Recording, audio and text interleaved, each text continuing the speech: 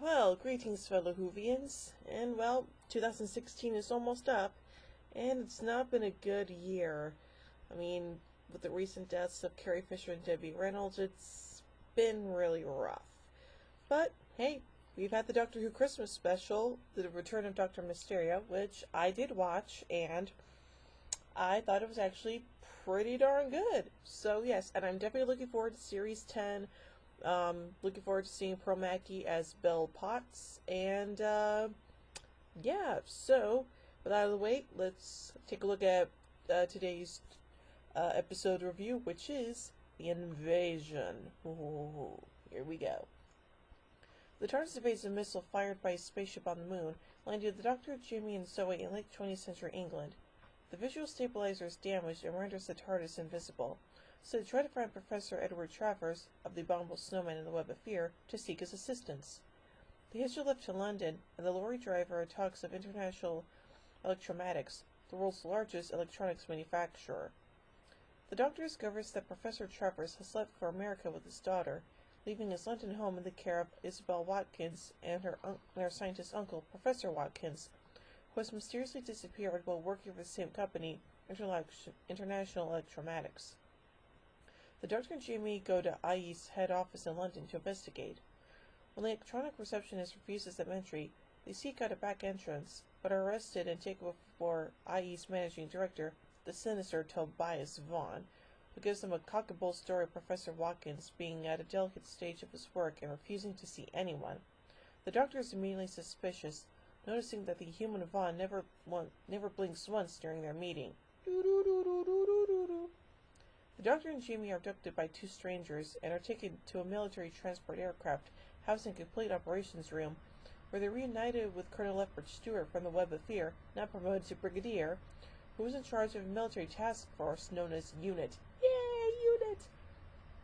He explains that he is investigating IE because whenever people visit the IE offices, they are strangely different afterwards. He also reveals that the lorry driver they met is a unit operative and that he has disappeared. Uh-oh. The Doctor and Jamie discover that Zoe and Isabel have fallen into Vaughn's hands. They return to IE, finding Zoe's feather boa among a consignment of packing cases being loaded onto a train, but are captured by the security chief, Packer. Vaughan denies kidnapping Zoe and Isabel and suggests they meet the train on its arrival at the company's country compound. Overhearing Packer ordering the guards to take Zoe and Isabel to the 10th floor, the Doctor and Jamie rescue them. The Doctor uses a radio transceiver given him by the Brigadier to obtain assistance from UNIT, who send a helicopter to airlift them to freedom. Realizing how dangerous UNIT are to his plans, Vaughan exercises hypnotic control over Major General Rutledge and orders him to cease UNIT's investigation. Dun dun dun. The Doctor examines photographs of UFOs over the IE factory and reasons that these are bringing the mysterious cocoons to Earth. They warn the Brigadier that a cyber army lies hidden somewhere on Earth, but they are too late. Rutledge has already shut down the UNIT investigation. Dun dun dun! The Doctor suspects that the Cybermen are hidden in the sewers beneath the city. Vaughan tests Watkins' Cerebotron machine on an awakened Cyberman. Vaughan is satisfied. He now has a weapon he can use against the Cybermen to maintain his control over them after the invasion.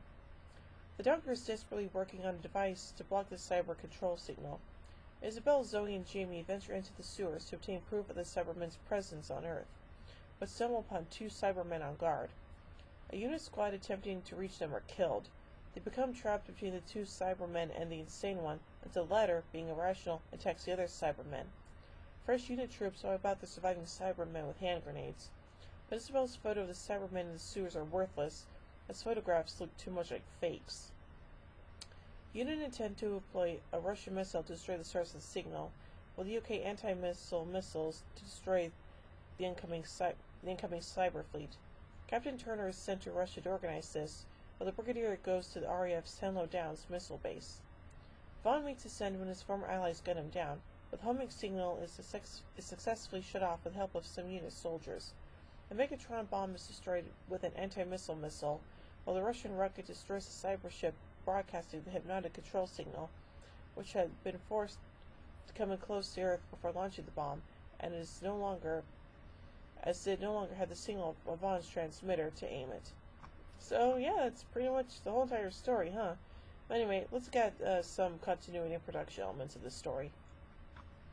Corporal, later Sergeant Benson of Unit, is introduced in this serial. John Levine, who had previously played a Cyberman in the Moonbase and a Yeti in the Web of Fear, who reprised his role of Benton 15 more times in the series, as well as a spin-off video Wartime, produced by Real-Time Pictures in 1987. The character Tobias Vaughn reappears in the Virgin New Adventures spin-off novel Original Sin by Andy Lane, in which he meets the Seventh Doctor. Vaughn is the chairman of a powerful company called Interstellar Nanotomic, which is an anagram of International Electromagnetic. He says that instead of dying at the conclusion of the invasion, his consciousness was transmitted via satellite into one of 14 identical robot copies of himself that he uses to influence the people of Earth from behind the scenes. Cybermen mentioned having encountered the Doctor previously at Planet 14. The identity of Planet 14 is uncertain and has been the subject of many fan discussion and speculation.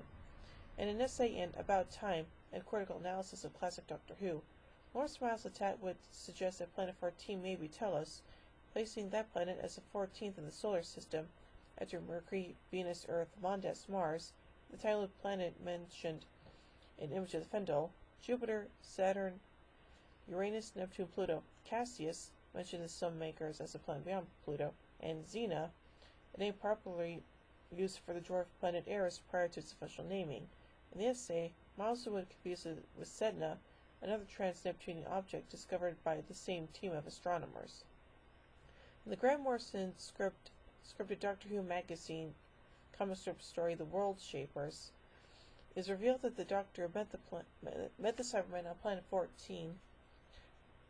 That the Doctor who met the Cybermen on Planet 14 was the Sixth Doctor, along with Jamie and Perry, and that Planet 14 was Marinus.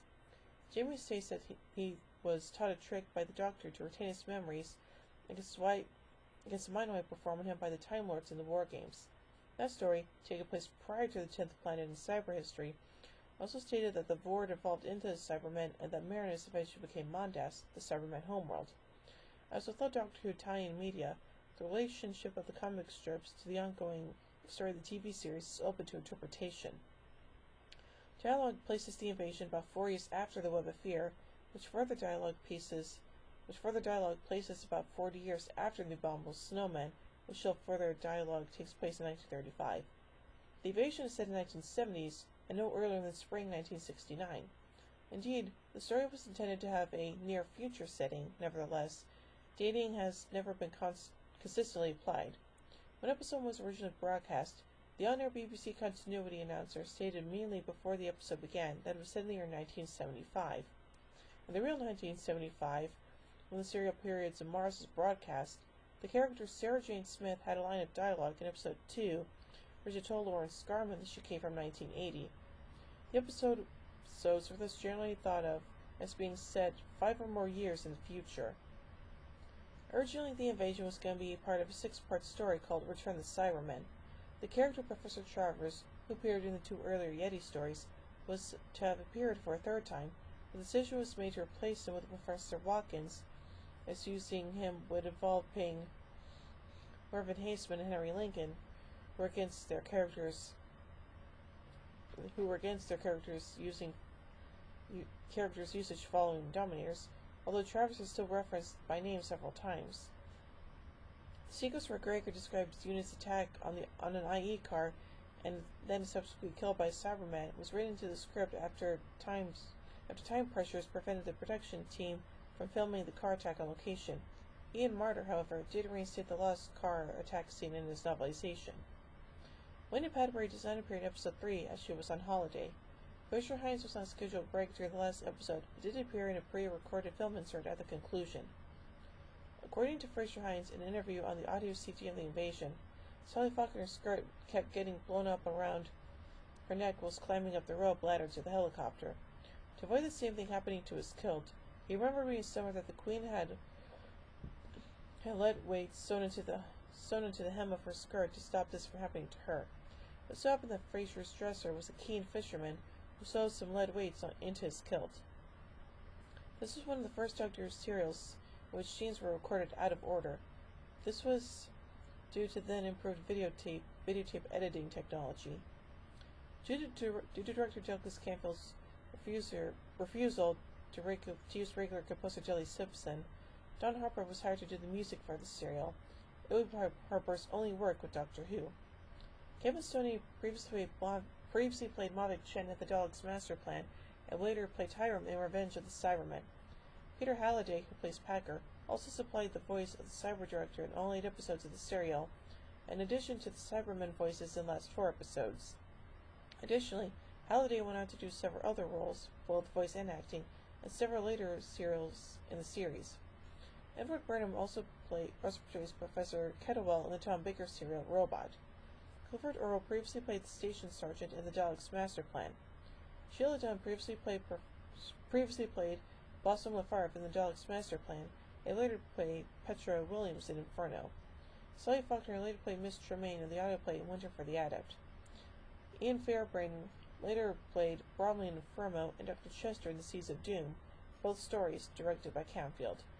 Whew, so yeah, we got the Cybermen back, we got units, the Brigadier, and lots of other things too, so it's a pretty enjoyable episode overall. So, I give The Invasion 5 sonic screwdrivers out of 5. Well, join me next week for my first video of 2017 as we meet the Crotons. So, until then, this is Hoovy and Queen saying, "Oh my Gideon! When I say run, run, I reverse the polarity of the neutron flow. Would you like a jelly baby? Fantastic! Allons-y! Geronimo!" Bow ties are cool, fezzes are cool, and Stetsons are cool.